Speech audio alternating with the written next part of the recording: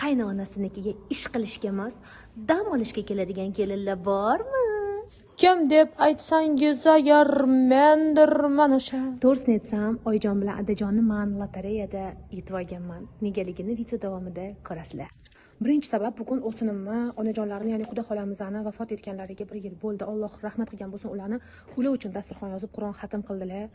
Qudalarini haqlariga va shunaqangi chiroyli duo qildilarki, orasida Allohim menga shunaqa kelinlar bergani uchun va shunaqa kelinlarni tarbiya qilib bergan onalari uchun deb shunaqa chiroyli Qur'on tilovatlar qildilar va meni ham Adajonim uchun Oyijonim Qur'on xatm qilgan. Har safar hovliga kelganimda Oyijon birinchi bo'lib ovqatlanib oling, bo'sh qoptikka turmaydi.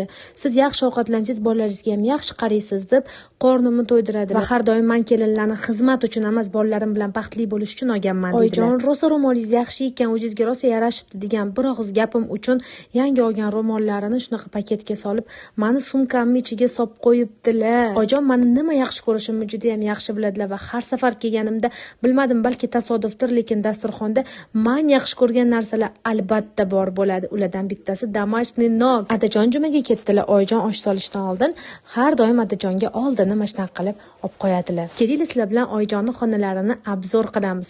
Har doim shunaqa chiroyli joy solingan bo'ladi, chunki Oyijonni ko'rishga juda ham odam ko'p keladi. Bu polka esa Oyijonga tegishli bo'lgan va Qur'on o'qiganlari haqidagi sertifikatlar. Oyijon juda ham ko'p kitob o'qiydilar. Bu kitoblar Oyijonni hali o'qigan kitoblarini oldida hech narsa emas. Oyijon hamma kitoblarini mana shunaqa qilib belgi qilib qo'yadilar. Mana shu polkadagi kitoblarni hammasini o'qib chiqqanlar.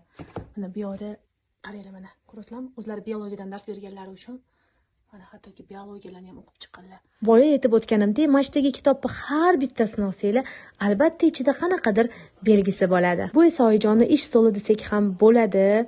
Mashalloh, har kuni Qur'on xatm qiladilar va albatta yonlarida ko'rib turganingizdek qo'l krem, spirt, qalampir munchoq, toza asal va облепиховое maslo doimo bor bo'ladi. Oyijonni menyularidagi yana bitta narsa bu turshi, har xillaridan stolga mana shunaqa qilib qo'yib qo'yadilar. Hamma nevaralarini yaxshi ko'radilar, lekin meni katta o'g'lim Mirziyonni boshqacha yaxshi ko'radilar.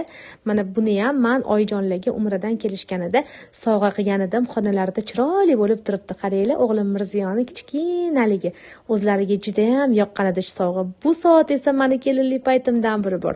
Oyatal kursini esa Oyijonga men sovg'a qilganman. Oyijon har bitta narsalarini juda ham qadrlaydilar. Endi Adajonim haqida gapiraman. Bu uzum ularning mehrli qo'llari bilan paydo bo'lgan.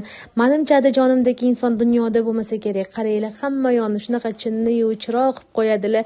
Rosa ham mehrli insonlar, nafaqat bizga, balki oddiy tabiatga ham boshqacha mehr bilan qaraydilar va ko'rib turgan hamma narsalar Adajonning mehnatlari. Chiroyli-a? Mana shu tapchanda biza yozda men, xo'jayinim, qaynanam, ojonim, Adajon, qaynukam masjidga katta qilib joy sovib olib, Mamutga домашний kinoteatrni qo'yib olib, semchkalarni qo'yib olib, rosa kinolar ko'rardik. O'zimni kelin emas, qizdek his qilaman, to'g'risi bu yerda. Bu yerda hozir o'zinim bilan qaynukam yashashadi.